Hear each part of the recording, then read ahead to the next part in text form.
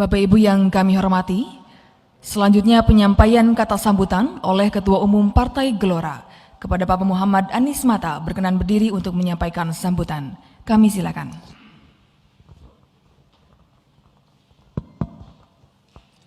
Bismillahirrahmanirrahim. Assalamualaikum warahmatullahi wabarakatuh. Salam Gelora.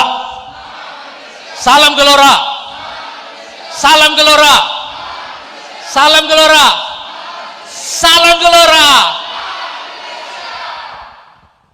Begitu, Pak.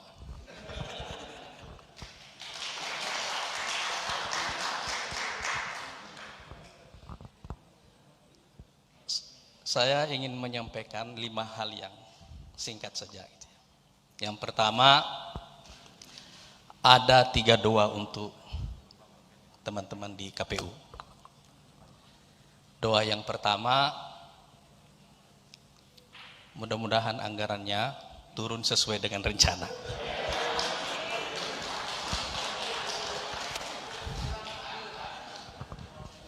Makbul insya Allah. Yang kedua, mudah-mudahan pemilunya terselenggara sesuai dengan jadwal. Makbul insya Allah. Tapi kita mau tanya dulu Mas Hashim nih, pemilu jadi nggak nih? Nanti dijawab. Yang ketiga, mudah-mudahan tidak ada lagi korban nyawa pada pemilu 2024 yang akan datang.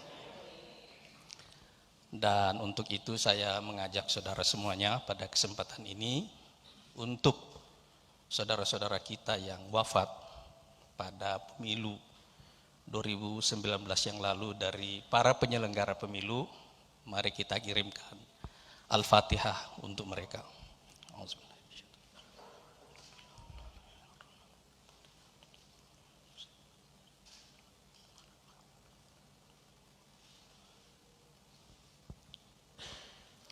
Kita berharap insya Allah kursi yang akan kita duduki nanti di Senayan tidak dibuat di atas tulang belulang para penyelenggara pemilihan umum insya Allah. Poin yang kedua, Mas Hashim dan teman-teman komisioner yang saya hormati, kami di Partai Gelora ini sadar betul sejak awal bahwa mendirikan partai di tengah pandemi itu hanya mungkin dilakukan oleh orang gila. Ada pandemi dan kita tidak punya ruang gerak sama sekali. Juga ada krisis ekonomi, kita pasti sangat terbatas secara resources. Jadi sekali lagi hanya orang gila yang mau mendirikan partai di tengah krisis ini. Tapi kami di Gelora ini memang ya kumpulan orang-orang gila.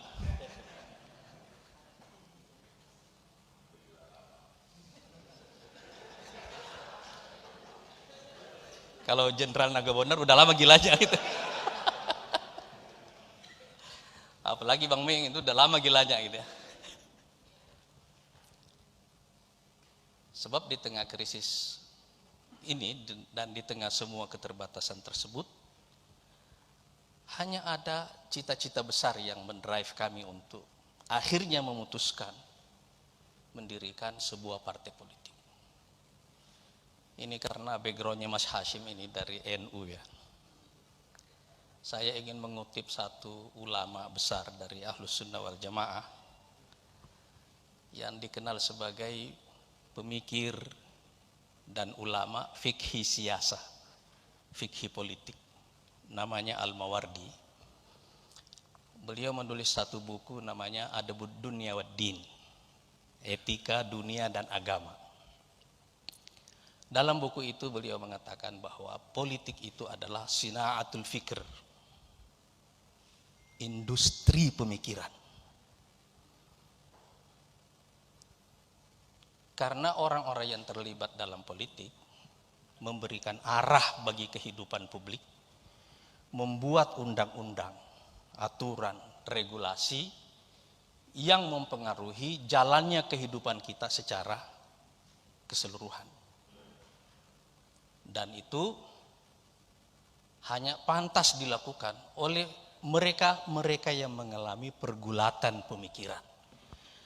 Karena itu sejak awal saya mempunyai satu prinsip bahwa menjadi politisi itu adalah menjadi pemikir. Dan menjadi pemimpin itu adalah menjadi guru. Itu poin yang kedua. Poin yang ketiga adalah, terus pertanyaannya, ide apa yang kita bawa ini? Apa ide yang kita bawa di Partai Gelora ini yang membuat kita ini mau melakukan pekerjaan gila? Mendirikan partai politik. Saya ingin cerita sedikit, Mas Hasyim dan teman-teman komisioner yang lainnya yang saya hormati, bahwa dalam kehidupan individu itu ada siklus. Pada setiap 7 sampai 10 tahun kira-kira, setiap orang secara individu mengalami patahan. Siklus perubahan di dalam dirinya. Baik yang disebabkan oleh perubahan fisiologisnya, perubahan kognitifnya, perubahan spiritualnya, emosionalnya, maupun oleh perubahan lingkungannya. Dalam kurun waktu 20 sampai 30 tahun, itu adalah siklus perubahan bagi kelompok, organisasi, atau masyarakat. Kira-kira dalam kurun waktu 60 sampai 80 tahun, biasanya ada temuan-temuan, baik ide maupun teknologi yang mempengaruhi kehidupan publik dan menjadi drive dari terjadinya perubahan-perubahan besar. Dan dalam siklus 80 sampai sekitar 100-an tahun, ada siklus yang lebih besar lagi, biasanya pada tataran peradaban atau sistem global. Sekarang ini kita semua ada dalam patahan ini sekaligus pada semua levelnya. Kami secara individu di Partai Gelora ini adalah para muhajirin, orang-orang yang move on dari pikirannya,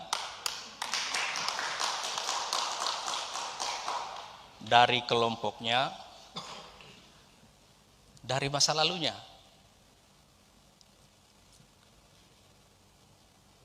Orang-orang ini mengalami semua patahan secara individu, dan teman-teman KPU kalau mengurut hidupnya secara individu 7, 14, 21, 28, 35 dan seterusnya, perhatikan, ingat-ingat kembali sejarah hidupnya, itu pasti ada patahan.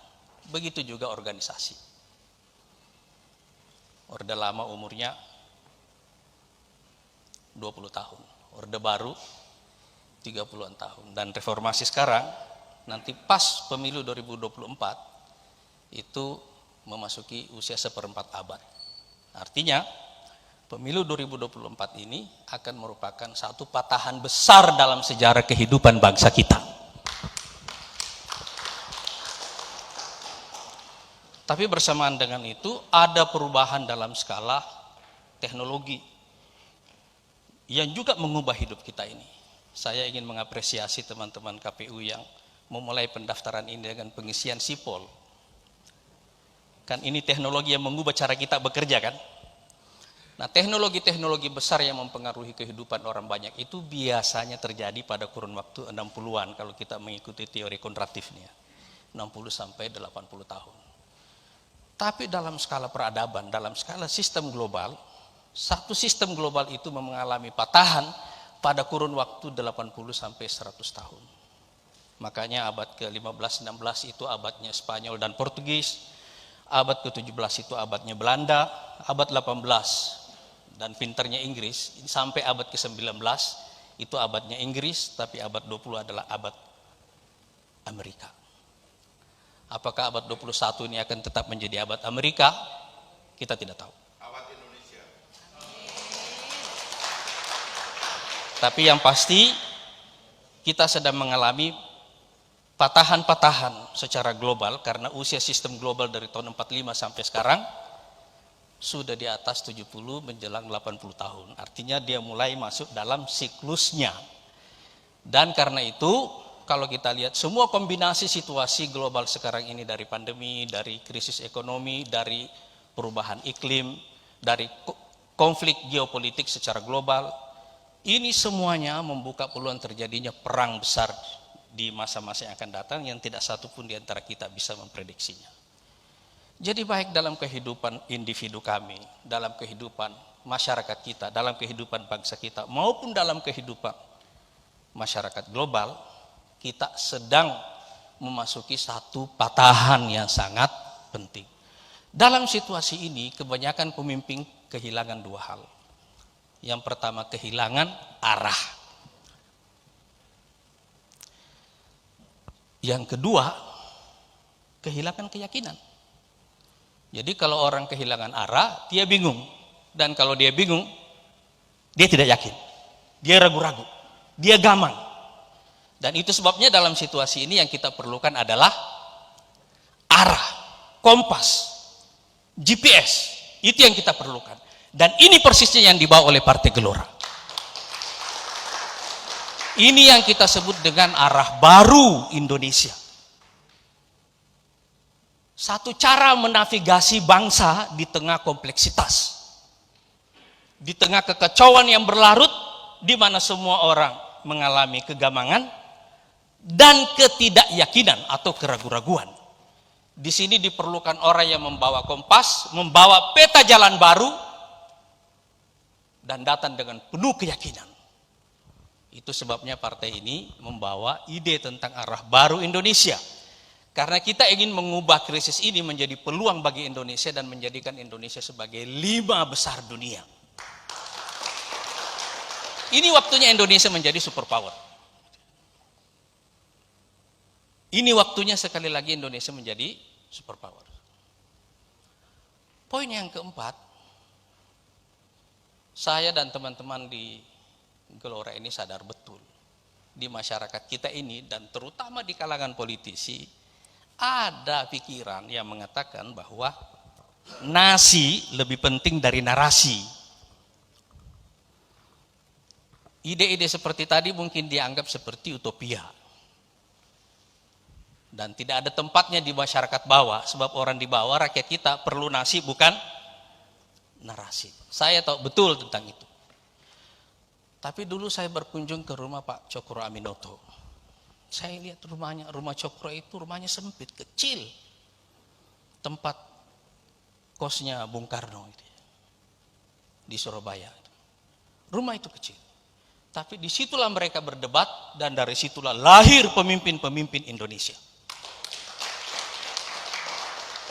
Shifting dalam pemikiran mengawali shifting dalam realitas. Pergerakan nasional yang dipimpin oleh Budi Utomo, Syarikat Islam dan seterusnya di awal-awal itu adalah awang-awang pada mulanya. Itu adalah imajinasi tentang Indonesia baru yang akan datang. Nggak ada wujudnya dalam realitas. Tapi begitulah mereka bekerja pada mulanya. Hampir setengah abad kemudian, tiba-tiba kita merdeka. Dan hari ini kita ingin menyelenggarakan pemilu sebagai bangsa merdeka. Awalnya adalah shifting dalam imajinasi itu tadi. Perubahan dalam cara berpikir. Dan karena itu, Partai Gelora datang dengan semangat literasi. Bahwa cita-cita menjadikan Indonesia sebagai superpower baru, sebagai 5 besar dunia ini, bukanlah utopia kalau kita punya energi. Makanya partai ini dikasih nama gelombang. Energi. Tenaga. Karena itu yang akan menyertai pikiran ini dan mengubahnya menjadi kenyataan jika kita benar-benar konsisten, insya Allah. Nah, poin yang kelima, yang terakhir yang ingin saya sampaikan.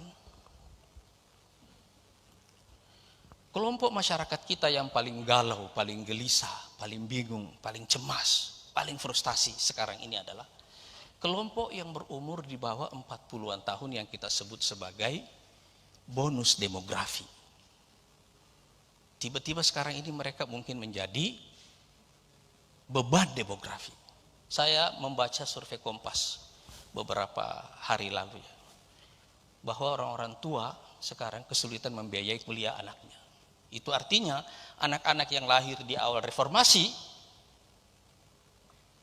tahun 98, 99, tahun 2000 sekarang ini tidak bisa kuliah karena orang tuanya tidak bisa membiayai kuliahnya.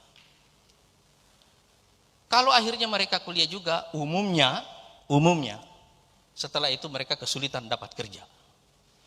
Kalau dapat kerja juga, umumnya juga gajinya sedikit. Apa yang mereka lakukan kalau tidak ada pekerjaan atau gajinya sedikit? Yang pertama, kemungkinan besar mereka sulit membayar mahar pernikahan. Iya kan? Susah beli rumah. Iya kan? Artinya, kelompok yang sekarang seharusnya menjadi bonus demografi tiba-tiba berubah menjadi beban demografi. Itu sebabnya saya ingin menyampaikan harapan dan pesan kepada teman-teman komisioner di KPU ini. Ini waktunya kita memberi ruang partisipasi seluas-luasnya kepada masyarakat kita dalam partisipasi politik. Permudah prosesnya. Ini kalau pakai mazhabnya Mas Hashim ini, yassir wala tu'assir. Mudahkan dan jangan bikin susah. Kalau rumah Cokro itu kecil, nanti teman-teman di KPU akan ketemu kantor-kantor Partai Gelora itu juga kecil-kecil. Sempit-sempit. Jangan lihat sempitnya, jangan lihat ruangan yang sempit itu. Lihat cita-citanya. Karena umumnya rumah pribadi. Itu cara kita mensiasati pragmatisme. Bahwa kita bisa tetap idealis. Kalau kita bisa mengerti bagaimana caranya mensiasati keterbatasan-keterbatasan itu. Tanpa harus kehilangan semangat literasi kepada masyarakat. Saya benar-benar terilhami dengan rumah Cokro. Jadi, permudah dan jangan persulit. Kalau orang sudah bikin partai itu susah, apalagi menang pemilu, itu jauh lebih susah lagi. Tapi seandainya kita sudah bersusah payah bikin partai, lalu ikut pemilu, terus gagal karena rakyat tidak memilih kita, kita puas. Kenapa? Saya sudah melakukan kewajiban saya. Tapi kalau kita gagal karena dipersulit KPU, aduh.